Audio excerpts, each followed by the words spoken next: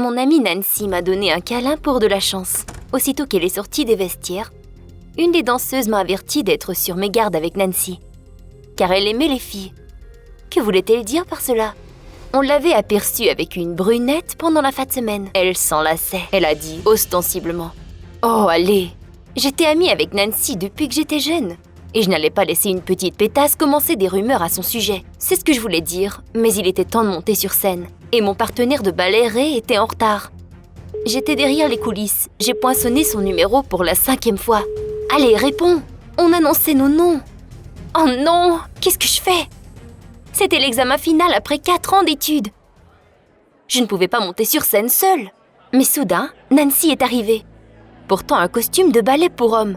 Que se passe-t-il? Nancy a dit que Ray s'était foulé une cheville, mais elle ferait la chorégraphie à sa place, car elle avait participé à tous les récitals et connaissait bien la danse. Elle a mis ses mains autour de ma taille. Un peu trop doucement, j'ai pensé. Et à ce moment, je me suis rappelé des paroles de la fille dans le vestiaire. Nancy aime les filles. Mais non, ça ne se pouvait pas. Nous sommes montés sur scène et j'ai fait de mon mieux. Nous avons réussi. Le jury était enchanté que le rôle masculin fût été donné à une fille. Ils nous ont offert de participer au concert. Je me suis presque évanouie. Après tout, c'est là qu'ils choisissaient les danseurs pour le Théâtre National. C'était mon rêve. Peut-être que je pourrais devenir une star mondiale. Le concert était dans 5 jours. Mais j'étais certaine que nous aurions assez de temps pour nous préparer. Dans les vestiaires, Nancy m'a donné un autre câlin et m'a offert de me raccompagner chez moi, car il faisait déjà nuit dehors. C'était étrange. J'ai hésité un peu, puis j'ai accepté. Nous avons marché en silence, mais lorsque nous sommes arrivés chez moi, Nancy a pris ma main. Elle m'a dit qu'elle avait une question importante. Elle a hésité pour un moment, puis elle m'a timidement demandé si je serais d'accord de vivre avec elle. Mon Dieu! Est-ce que ma meilleure amie venait de m'inviter à sortir? Je n'y croyais pas. J'étais confuse et j'ai dit que je déciderais après notre performance. Après tout, dire non ne pourrait pas la blesser. Nancy a dit qu'elle attendrait le temps que ça prendrait. Et puis, elle s'est approchée de moi pour m'embrasser sur la joue comme à l'habitude. Mais je me suis vite reculée et je suis rentrée dans la maison. Je n'ai pas fermé l'œil. Peut-être que j'avais mal compris. Elle ne pouvait pas aimer les filles. Nous y étions toujours les beaux garçons à l'école. J'ai repensé à la scène dans ma tête encore et encore. Je passais la nuit chez Nancy lorsque j'étais jeune.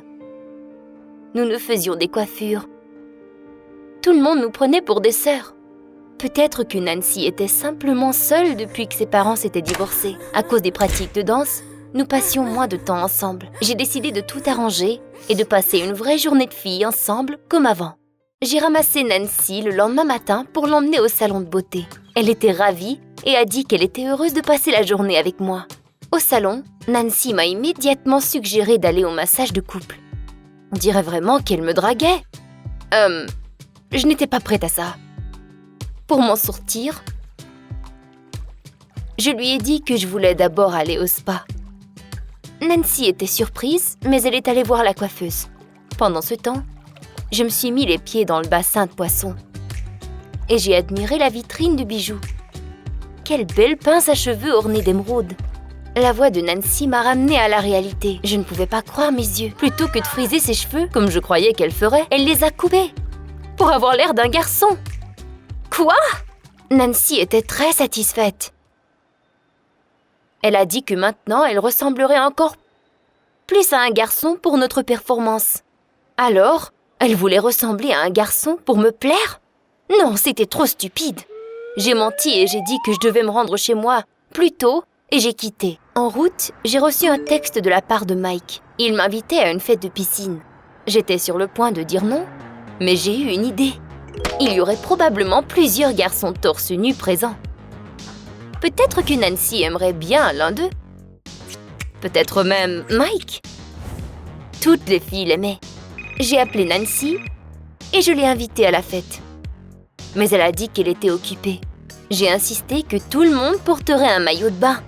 Même toi? Elle me demanda. Oui. Nancy accepta immédiatement. Elle voulait me voir en bikini, c'est ça? Mais elle m'avait vue à la plage des centaines de fois. Peut-être que son intérêt pour les filles était récent. Alors il y avait encore de l'espoir. Aussitôt que nous sommes arrivés, j'ai présenté Nancy à Mike. Je lui ai dit à quel point il était un gars super et qu'il m'avait autrefois protégé contre des trous du cul qui voulaient me voler mon téléphone. Mais aujourd'hui, la conversation avec Mike ne s'est vraiment pas bien déroulée. Pour une raison que j'ignore, il était gêné et ne portait aucune attention à Nancy. Puis, j'ai remarqué que Mike se tenait sur le bord de la piscine. Alors j'ai eu une idée. Maintenant, tu devras communiquer. J'ai accidentellement foncé sur Nancy. Puis elle et Mike sont tombés dans la piscine. Les invités se sont mis à crier. Et pour une raison, Nancy a fait semblant de se noyer. C'était si ridicule. Et pendant que Mike éclaboussait partout, une fille près de la piscine a aidé Nancy. Bientôt, elles discutaient entre elles sur des chaises longues. Nancy a même serré sa nouvelle amie. Je n'y croyais pas. Apparemment, Nancy aimait vraiment les filles. C'était du sérieux. Confuse, je suis retournée chez moi. Est-ce que Nancy avait été mon amie toutes ces années? Parce qu'elle voulait sortir avec moi? Je n'arrivais pas à croire que je n'avais jamais remarqué. Je me suis fâchée. Je ne voulais plus voir Nancy. Mais il restait encore une journée avant le spectacle. Je n'avais pas le choix. Alors le lendemain, je suis allée à la pratique. J'avais du mal à me concentrer pendant la danse quand Nancy me touchait. Je n'arrivais pas à penser à autre chose. J'ai fini par perdre mon équilibre et nous sommes toutes les deux tombées. Dans les vestiaires, Nancy m'a dit qu'elle comprenait que je sois nerveuse à propos du spectacle. Puis elle a dit qu'elle voulait me remonter le moral. Elle a sorti une pince à cheveux en émeraude de sa poche. C'était la même que j'admirais au salon de beauté. Il s'avérait que Nancy avait remarqué. Et je me demandais à ce moment combien de garçons auraient remarqué cela. J'ai eu une idée complètement folle. Et si nous étions parfaites l'une pour l'autre? Après tout, plusieurs relations commencent par une amitié. Ce soir-là, j'ai décidé d'aller prendre une marche avec Nancy pour voir où les choses iraient. Elle accepta immédiatement. Mon Dieu, mais qu'est-ce que je suis en train de faire? Nancy rayonnait. Elle m'a apporté mon biscuit préféré. C'était très gentil, mais je ne pouvais pas me détendre. Puis, Nancy m'a demandé si j'y avais réfléchi. J'ai hésité, mais quelqu'un est arrivé en courant. Mike! Je ne l'avais pas vu depuis la fête. Et je ne m'attendais pas à le voir ici. Il était très énervé, car il venait de perdre son petit chien. Nous avons accepté de l'aider immédiatement. Nous avons décidé de nous séparer, mais Mike m'a demandé d'aller avec lui, parce qu'il n'était jamais venu dans ce parc avant. Nancy est allée dans l'autre direction. Après 15 minutes, elle m'a envoyé un message disant qu'elle devait rentrer chez elle. Elle devait être contrariée que Mike avait bousillé notre rencard, c'est certain. Je ne savais pas quoi faire. Mike a remarqué que ça n'allait pas et a essayé de me remonter le moral en me posant des questions sur le ballet. Il a dit qu'il était venu à une de mes performances et il avait bien aimé. Et puis il a ajouté qu'il comprenait que les pratiques étaient très fatigantes. Parce qu'il faisait de la natation. Je ne pense vraiment pas qu'il ne comprenne aussi bien qu'il le croit. Nous sommes allés partout dans le parc. Mais le chien n'y était pas. Ce n'était qu'une excuse pour être seul avec moi. Car nous ne nous voyions que pendant une fête. Mais après la soirée de la piscine, il a réalisé qu'il voulait me parler davantage. Mais que diable! Je dois dire que j'aimais bien l'attention de Mike. Gêné, Mike m'a demandé de sortir le soir suivant, après le spectacle. J'étais toute confuse et j'ai répondu que nous en parlerions demain. Oh mais non! C'est à ce moment que je devais donner ma réponse à Nancy. Je ne savais vraiment plus quoi faire. J'étais aux prises au milieu. Nancy avait toujours été là pour moi, mais Mike était plein de confiance et déterminé. J'étais totalement perdue. J'ai menti à Mike que j'avais quelque chose d'important à faire. Je n'ai pas fermé l'œil de toute la nuit. Devrais-je vraiment choisir entre Mike et Nancy? J'étais si préoccupée que je ne pensais même plus au spectacle de demain. En rentrant dans les vestiaires le lendemain matin, Nancy n'y était pas. On dirait qu'elle était vraiment offensée que je l'ai laissée dans le parc. Elle n'a pas répondu à mon appel non plus.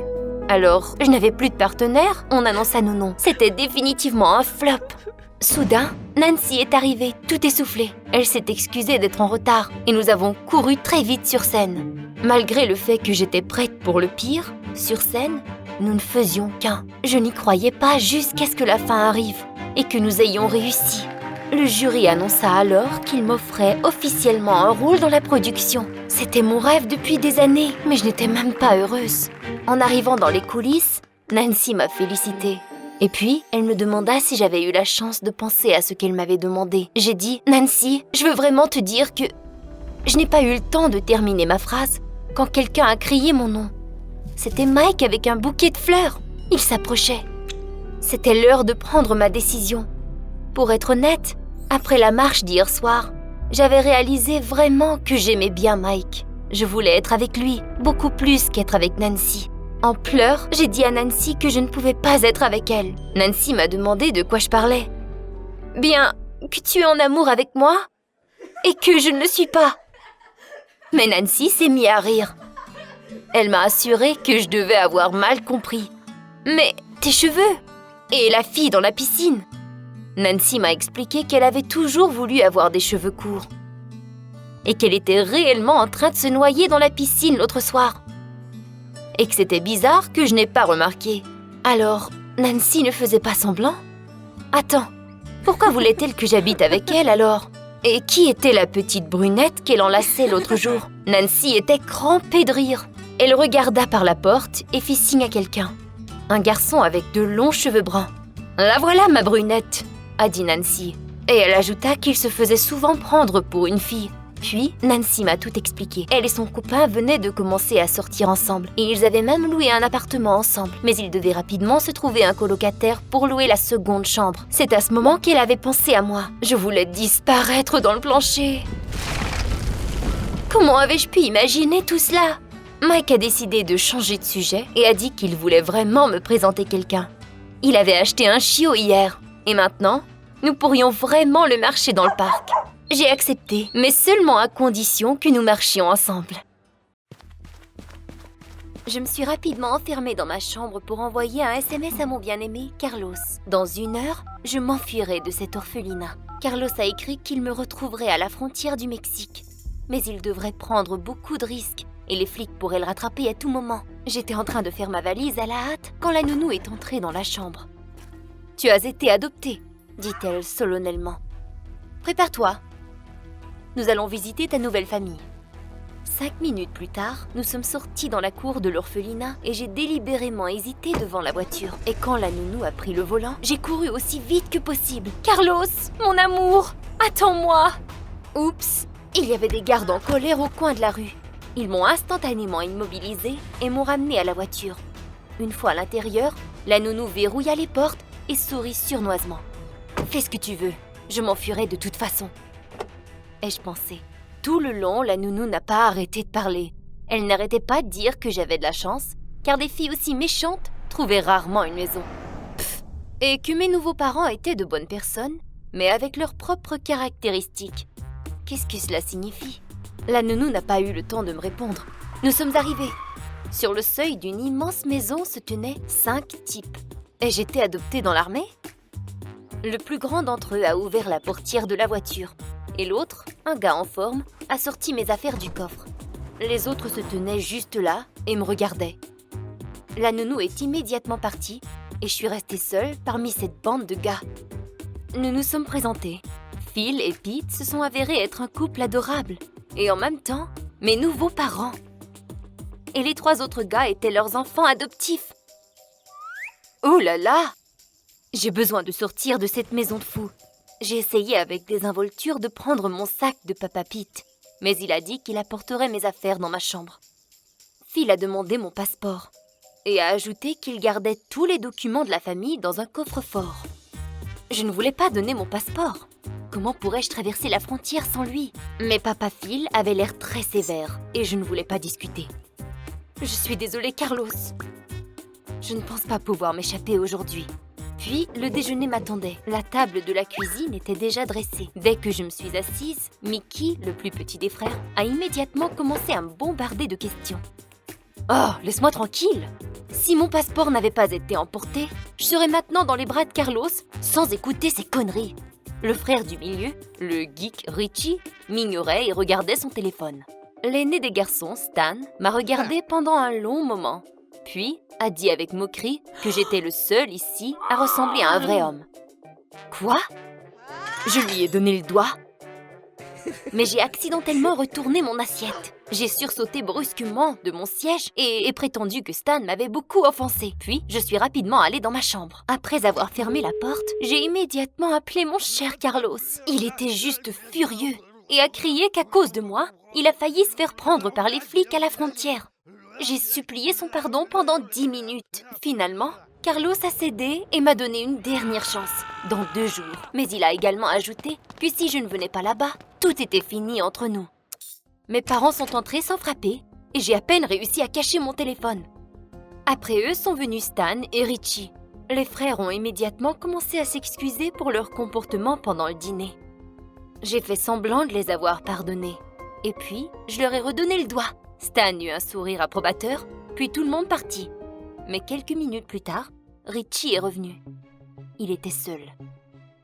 Il a laissé échapper qu'il n'avait pas vraiment honte et que je n'étais pas le bienvenu ici. Je veux m'enfuir d'ici moi-même, au Mexique. Richie réfléchit un moment et dit qu'il m'aiderait juste pour se débarrasser de moi. Ah oui? Richie a dit que c'était simple.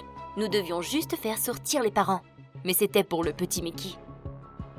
Il était le favori des gens et savait tout sur eux. Le lendemain matin, j'ai trouvé Mickey dans la cour arrière et il était très heureux de me voir. Mais dès que je lui ai parlé de mon plan avec Richie, Mickey a fondu en larmes et a dit qu'il ne me laisserait pas partir. « Petit Mickey, es-tu amoureux ?» J'ai essayé de le serrer dans mes bras, mais il s'est retourné. « Mon petit Mickey, si tu m'aides, je vais te donner un bisou sur la joue. » Il rougit et me demanda avec embarras si je mentais, puis je l'ai embrassé sur le front. Considère cela comme une avance. En soupirant, Mickey a dit que ses parents voulaient aller à un concert ce week-end, mais tous les billets étaient épuisés. Il pourrait photographier des copies de ces billets. Je leur ai donné les faux billets pendant le déjeuner. Cela a fait tellement plaisir aux parents. Tout semblait aller bien. Seul le plus vieux, Tyran, Stan, était silencieux. Il m'a regardé avec suspicion de l'autre côté de la table. Après le déjeuner, Stan attrapa mon bras près des escaliers, me tira vers lui et exigea sévèrement que j'explique ce qui se passait. Il était soudainement si proche. Ses cheveux épais, l'odeur du parfum d'homme, ses yeux verts. Mon cœur s'est mis à battre perfidément. Et je ne pouvais même rien dire. Mais Stan a insisté sur une réponse. Il savait que j'étais en train de préparer quelque chose. Pour une raison quelconque, je ne pouvais pas lui avouer que j'avais un petit ami. Au lieu de cela, j'ai rapidement menti que j'avais un ami gravement malade au Mexique. Soudain, Stan ressentit une vague d'émotion. Il a dit qu'un de ses bons amis venait de mourir et que Stan n'avait jamais eu le temps de lui rendre visite avant de mourir. « Je t'aiderai », promit Stan.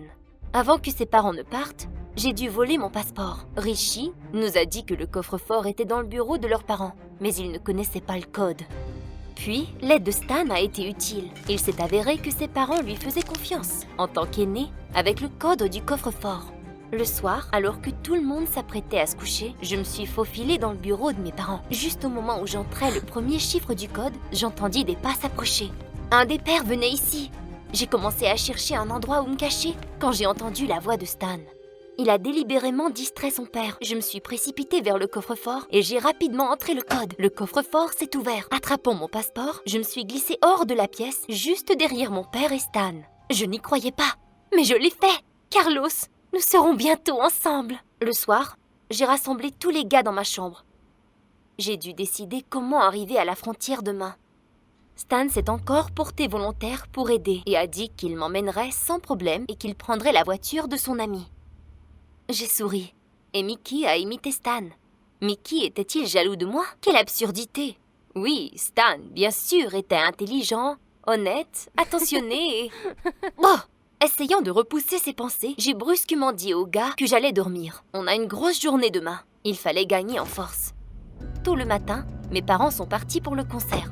Le bus n'était qu'à 1 heure de départ pour le Mexique. J'étais très inquiète, regardant constamment l'horloge. Stan n'était toujours pas là. Finalement, nous avons entendu un klaxon de voiture. Stan! Nous avons couru vers la voiture. Stan, pour sa défense, a déclaré que son ami avait changé d'avis sur le fait de donner la voiture et qu'il a dû la voler. Stan, il est temps! Si nous ne partons pas dans 5 minutes, nous serons en retard. Richie a dit que j'étais une fille formidable.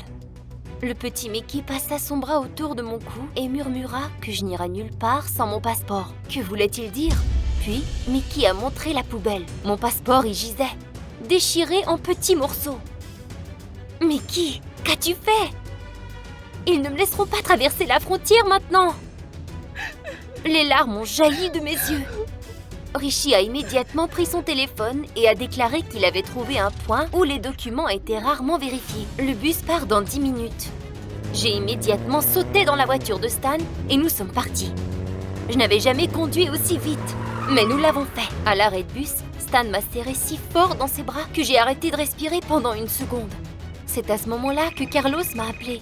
Merde, je me suis détournée et tenu le téléphone contre mon oreille. Mon amour, je t'attends. Où es-tu? Provenait du téléphone. Stan semblait tout entendre. Sans répondre à Carlos, j'ai abandonné l'appel. Stan, tu vois? Mais il était clair sur son visage qu'il comprenait. J'ai commencé à expliquer, mais il m'a interrompu et m'a dit d'aller au bus immédiatement. Avec des sentiments mélangeants, je suis montée dans un bus rempli de Mexicains. J'ai soudain réalisé que très bientôt, je serais dans un pays étranger avec un homme que je ne connaissais à peine. Qu'est-ce que je faisais? Le bus se déplaçait lentement. J'ai regardé par la fenêtre pendant que Stan me regardait tristement. Puis montait dans la voiture et démarrait le moteur. Attendez! Arrêtez! Le conducteur a freiné brusquement. J'ai couru par les portes. Des larmes coulaient sur mon visage alors que je courais aussi vite que possible vers la voiture de Stan. Il ne savait pas ce qui se passait. Alors il est sorti sur la route et je lui ai fait un gros câlin. Stan, je n'ai pas besoin d'aller au Mexique. Je veux rester ici avec toi.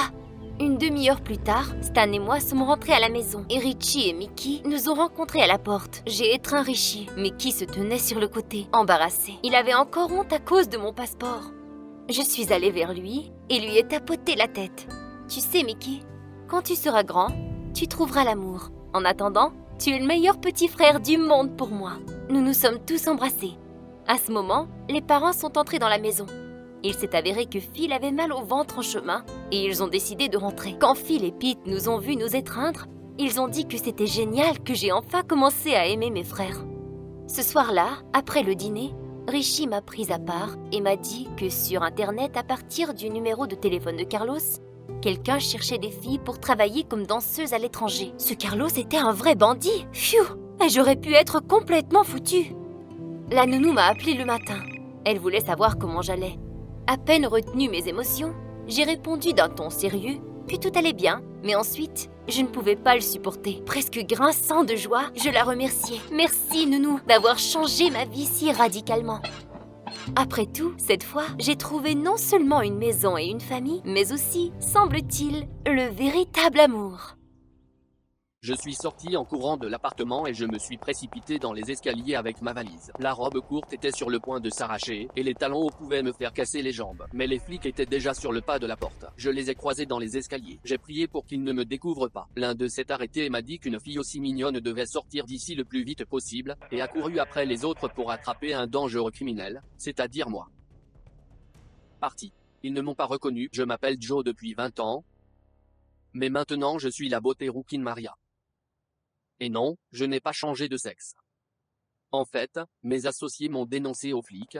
Alors j'ai dû me déguiser, j'ai sauté dans le premier taxi qui m'a conduit à la gare. Une heure plus tard, le train m'emmenait dans une petite ville, où j'avais prévu de prendre la fuite avec une valise pleine d'argent. J'étais assis dans la voiture et je m'endormais déjà, quand soudain le contrôleur est apparu dans l'allée. Il a fixé mon faux passeport pendant si longtemps que les autres passagers ont commencé à me regarder aussi. Je transpirais à cause de la tension dans cette robe moulante, mais j'ai essayé de sourire gentiment. Finalement, le contrôleur s'est exclamé que je ressemblais à une actrice, même le grain de beauté sur ma joue est le même. Bien sûr, j'ai copié son image. Le soir, je suis arrivé dans une ville de l'arrière-pays.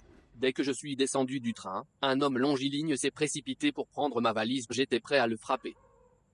Mais ensuite j'ai réalisé qu'il essayait juste d'aider une jolie femme, je lui ai juste donné la valise, et il s'est immédiatement enfui.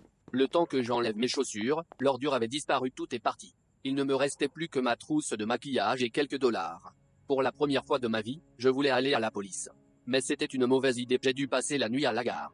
J'étais habitué à dormir dans des conditions différentes, mais maintenant c'était terriblement inconfortable, la perruque n'arrêtait pas de glisser et des sans-abri me harcelaient pendant la moitié de la nuit. Le matin, j'ai immédiatement commencé à chercher un emploi, il fallait que je me débrouille tant qu'on me voulait. J'ai fait le tour de tous les ateliers de réparation automobile, les propriétaires m'ont dit qu'une telle beauté devrait aller à la télévision, et non réparer des voitures. À l'heure du déjeuner, j'ai abandonné et je suis allé dans un restaurant pour prendre un encas. Je me suis plaint de mes problèmes à la propriétaire, et elle m'a conseillé d'aller travailler à l'école. C'était à 1 kilomètre de la ville, avec un logement. Là, il fallait un professeur. Dois-je reprendre des cours ou dormir à la gare pour une autre nuit? Le choix était évident. J'ai serré la femme dans mes bras pour lui dire au revoir et lui ai subrepticement pris la broche en argent en guise de souvenir. Je n'ai pas pu résister. Mais tout ça, c'était pour me déguiser en professeur. Il porte toujours des bibelots comme ça. 1 heure plus tard, j'étais devant le portail de l'école. J'ai tout de suite été troublé par les barbelés au-dessus de la clôture. Le panneau indiquait que c'était une école militaire pour garçons. Au moins, ce n'était pas une prison. J'ai passé l'entretien sans forcer, quelques clins d'œil ont suffi pour mettre l'affaire dans le sac. Mais quand le directeur m'a interrogé sur mon éducation, j'ai dû faire preuve d'imagination. Je lui ai dit que je venais de terminer mes études à l'étranger et que mon diplôme n'avait pas encore été envoyé. Et cet imbécile a cru que j'ai été mis en probation. Alors à partir de ce moment, j'ai trouvé un travail et une jolie petite chambre. Je vais rester ici pendant quelques mois jusqu'à ce que l'enquête se calme. Puis je partirai. Le directeur a également promis de me donner une nouvelle classe. Et pourquoi fait-il tant d'efforts? Le vieux a-t-il décidé de me draguer? Dieu m'en garde, je vais devoir me cacher de lui aussi. Comme si les flics ne me suffisaient pas. J'étais terriblement inquiète avant le premier cours. Et s'ils se rendent compte qu'ils connaissent quelque chose à la littérature, je ne lis que des bandes dessinées. Mais quel soulagement quand aucun des étudiants n'est venu. J'étais sur le de regarder un film quand j'ai entendu la voix du directeur. Il fallait que je trouve ces imbéciles. J'ai toujours mes talons hauts. Il s'est avéré qu'ils étaient en train de monter un fusil d'assaut à l'extérieur.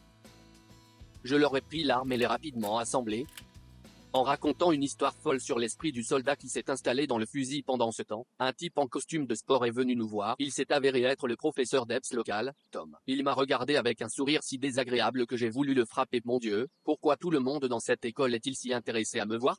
Je me cache des flics. Au fait, je ne veux pas aller en prison. Le lendemain, le même macho est venu à mon cours. Et devant tous les élèves, il a dit que j'étais le plus beau professeur du monde, et il m'a demandé de sortir avec lui. Et il l'a fait avec tant de désinvolture, comme s'il s'attendait à ce que je tombe à ses pieds de joie. Pas question. J'ai dit que je ne sortais pas avec des hommes. Ses yeux se sont élargis.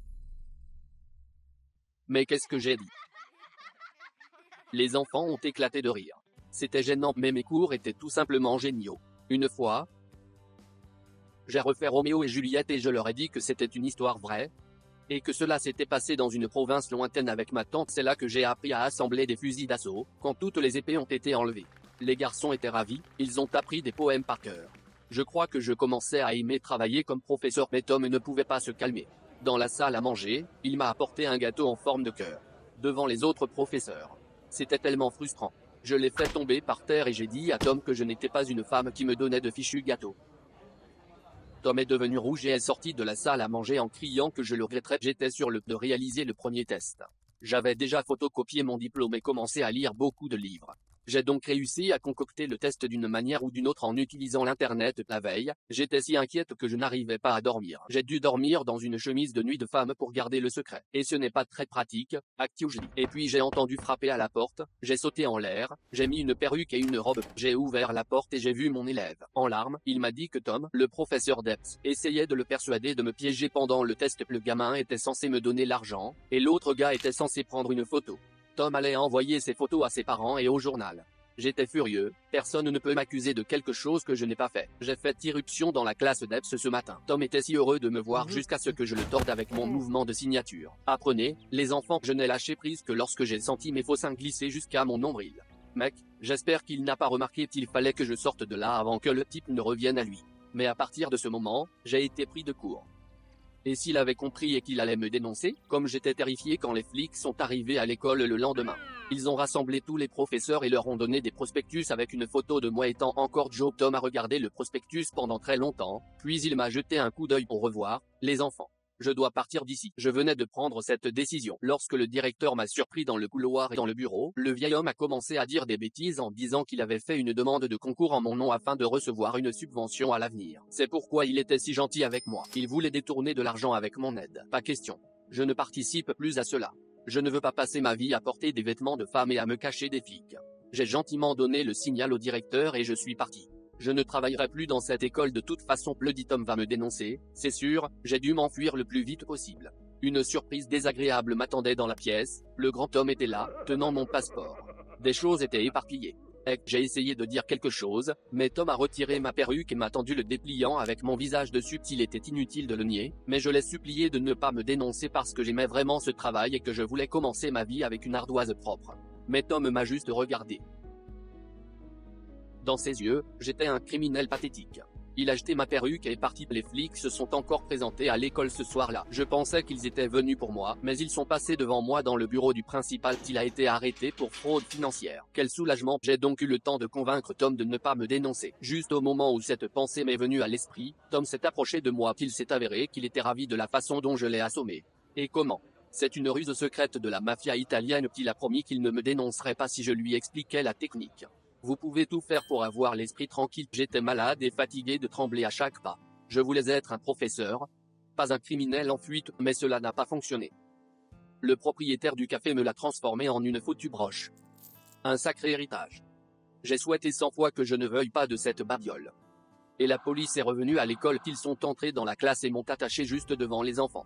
À la dernière seconde, j'ai retiré ma perruque et j'ai dit la vérité aux élèves, je ne pouvais pas laisser les flics le faire à ma place.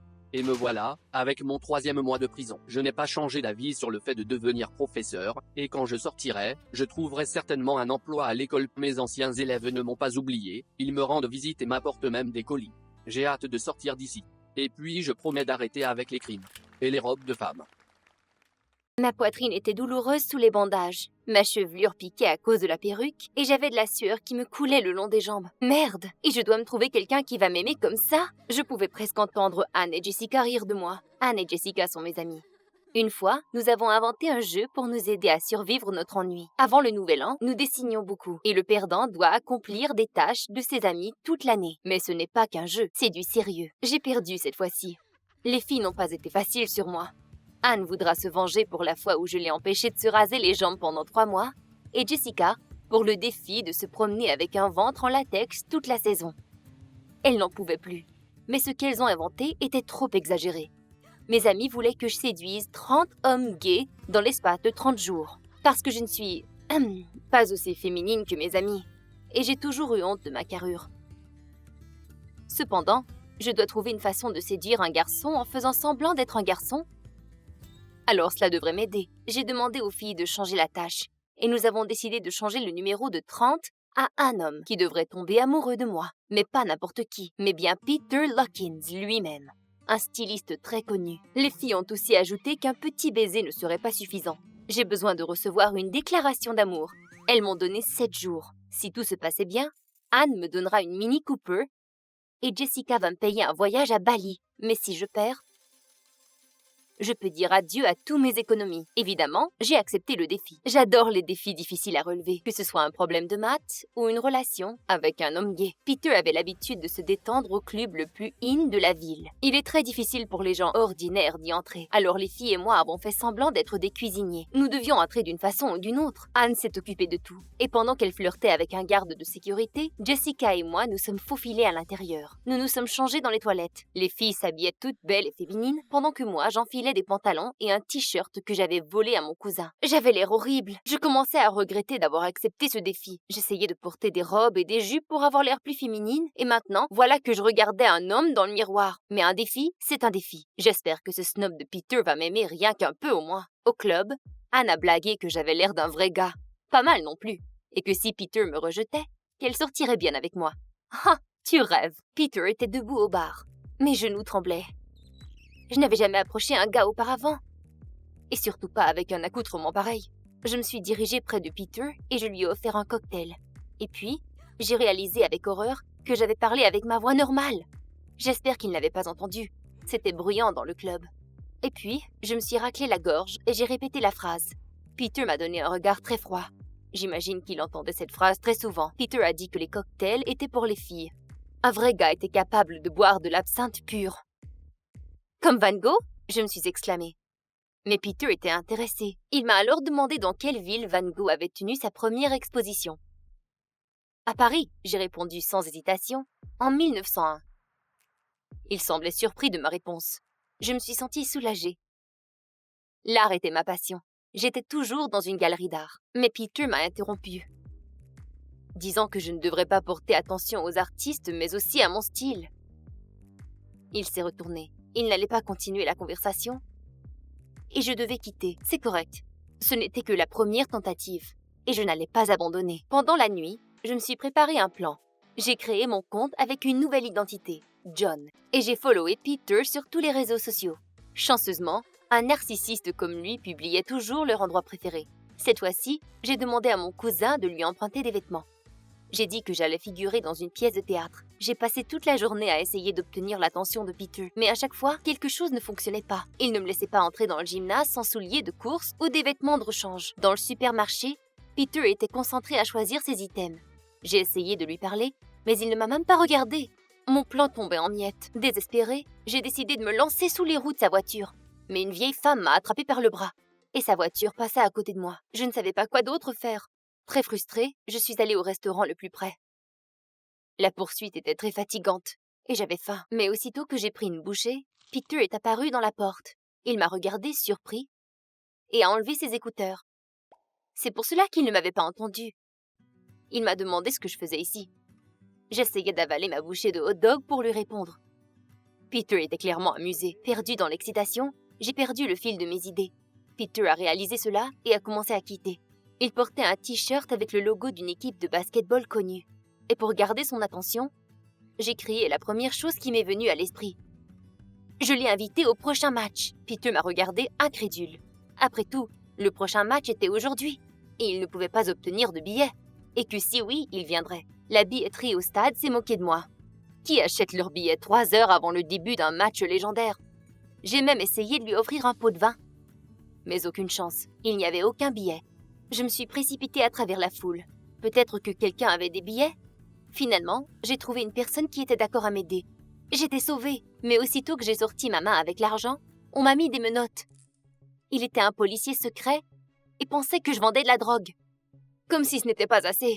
Voilà comment je me suis retrouvée au poste de police. J'ai dû demander à mon cousin de venir me chercher, mais j'ai menti en lui disant que ça faisait partie des préparatifs pour la pièce. J'étais libre, mais cela n'avait pas réglé mes problèmes. Il n'y avait qu'1 heure avant le début du match. Et je n'avais toujours pas de billet. La seule personne qui pouvait m'aider était Jessica. Elle avait plein de connexions. J'ai pris ma chance, je l'ai appelée, et j'ai dit que je refuserais le voyage à Bali si elle me trouvait 2 billets. Une demi-heure plus tard, j'avais des cartes d'invitation pour Peter et moi. Je l'ai rencontrée au stade, et j'ai vu Anne là. Je ne savais pas qu'elle était une fan du basketball. Mais Anne a dit qu'elle adorait les matchs, et que quelqu'un lui avait trouvé des billets aussi. Pendant que j'achetais des grignotines, je me faisais achaler et presque dévoiler. Un gars derrière moi dans la ligne m'a dit « Hé mec, tes vêtements sont très moulants comme une femme. » Le défilé de mode est dans une autre bâtisse. Je devais quitter aussi vite que possible. Quand je suis revenue, Anne était assise près de Peter, et mon siège était 2 rangées plus haut. Il semblait que Anne était prête à tout pour garder sa voiture. Après avoir dit adieu à un coke et à un hot dog, j'ai changé de place avec un homme pour m'asseoir près de Peter. Anne était furieuse. Elle plaisantait que je n'avais pas pris la bonne décision en abandonnant mon hot dog. Après tout, la dernière fois j'avais vomi sur une grande roue et j'étais morte de honte. Mais Peter a répondu qu'il avait été dans la même situation et il m'entoura de son bras. Après le match, Peter m'a offert de l'accompagner. Nous marchions le long de l'embarquement et j'ai même pensé pour une seconde que nous pourrions devenir un couple ordinaire. Bizarrement, je me sentais féminine autour de lui, même dans mon accoutrement d'homme. Cela ne m'était jamais arrivé avant. Et puis, un oiseau vola au-dessus de mon oreille. Il effleura ma perruque avec son aile. Peter l'a chassé. Un vrai héros. Je me suis dépêchée de m'arranger avant qu'il ne remarque quoi que ce soit. J'en avais vraiment marre. Peter était un gars super. Je voulais vraiment lui dire la vérité, mais il ne restait que 3 jours avant la fin du défi. Mais est-ce que je voulais gagner en mentant? Nous avons échangé nos numéros de téléphone et Peter a accepté mon invitation à dîner. Est-ce qu'il m'aimait vraiment? Je veux dire, John, le rôle que je jouais. Mais le jour suivant au restaurant, je l'ai attendu pendant 1 heure. Il ne s'est jamais pointé. Il n'a pas répondu son téléphone non plus. Il m'a abandonnée, mais pourquoi? J'ai couru chez lui après pour cogner à la porte. J'ai vu une lumière dans la fenêtre et j'ai crié que je ne partirais pas avant que l'on parle. Peter a ouvert la porte, mais il m'a dit de partir. Il était au courant. Anne lui avait dit qui j'étais réellement. Je ne l'ai pas nié, et j'ai enlevé ma perruque. J'ai essayé de lui expliquer que ce n'était pas à propos des voitures ou des voyages. Je l'aimais vraiment. Avec lui, je me sentais vraiment comme une fille. Mais il ne m'écoutait pas. Il a claqué la porte. Je ne m'étais jamais sentie aussi mal. J'ai décidé d'abandonner le défi. J'ai rencontré les filles dans un café et je les ai informées de ma décision. Anne a dit que j'avais la trousse et que c'était dégoûtant. Vous savez ce qui est dégoûtant? Dévoiler la vérité sur votre amie dans son dos. Anne qui avait tout révélé. À ce moment, je me suis demandé comment j'avais même accepté de participer à ce défi stupide. Et puis, Jessica a soudainement dit que j'avais peur à cause de l'argent. C'est tout. J'étais si inconfortable que je ne pouvais rien dire. J'ai ramassé mon sac et j'ai quitté. Ce soir-là, je suis allée au bar toute seule pour la première fois depuis des années. Et puis, j'ai vu Peter. Ici, dans ce bar. Je ne comprenais pas. Peter est venu près de moi et m'a dit que j'avais gagné l'argument. Et il a même pris ma main. Je ne pouvais plus respirer. J'ai dit qu'il n'y avait plus d'argent et qu'il pouvait partir. Je n'avais pas besoin de sa pitié. Mais Peter a dit qu'il était réellement en amour avec moi. À cause de son travail, on le soupçonnait souvent d'être gay et il ne le niait pas. Il ne voulait pas que les gens se mêlent de sa vie. Mais maintenant, Peter ne pouvait plus cacher ses sentiments. Il aimait ma sincérité et à quel point j'étais débrouillarde et que je portais très bien les vêtements d'homme. Nous avons parlé toute la soirée. C'était parfait. Et puis, Peter a proposé un nouveau défi. Qui pourrait manger le plus de hot dogs en 5 minutes? L'oiseau était une demande de mariage. Eh bien, mon gars, j'accepte le défi. Garçon, 50 hot dogs, et que ça saute.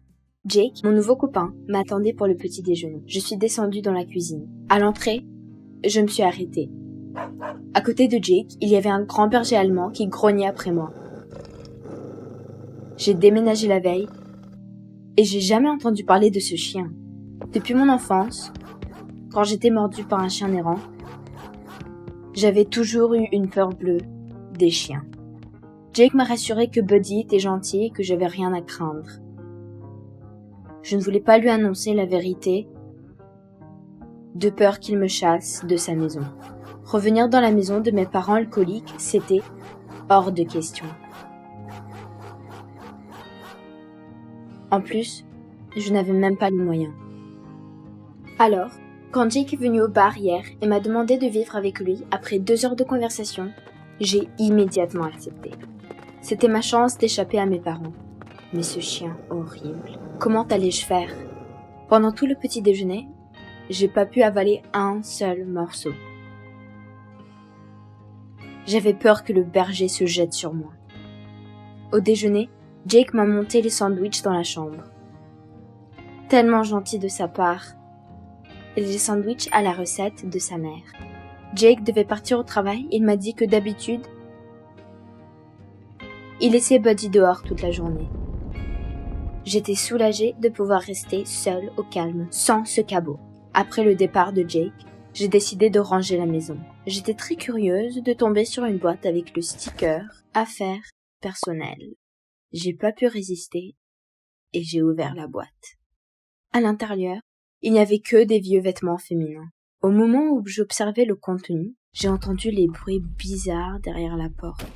C'était le chien qui griffait la porte. Il voulait rentrer. J'ai vite rangé la boîte à sa place.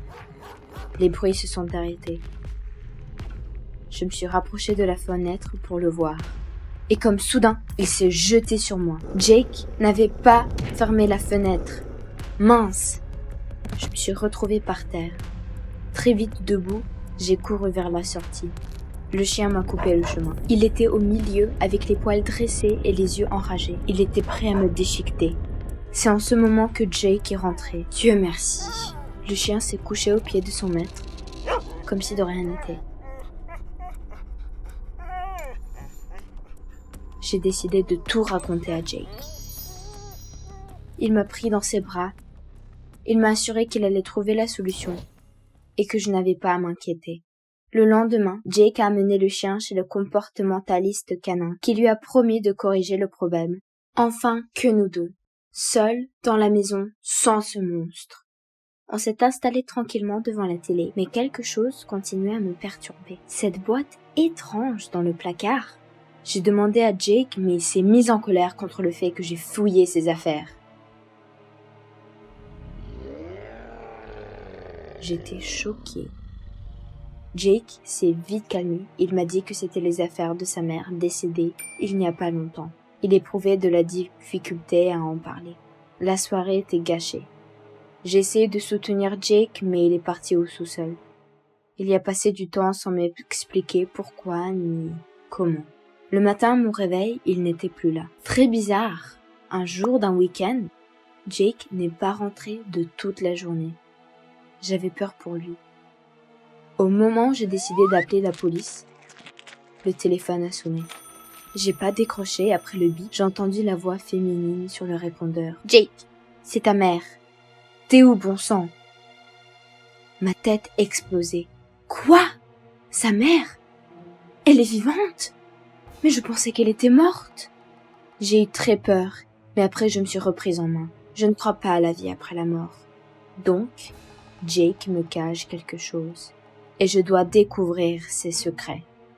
J'ai décidé d'aller chercher cette boîte.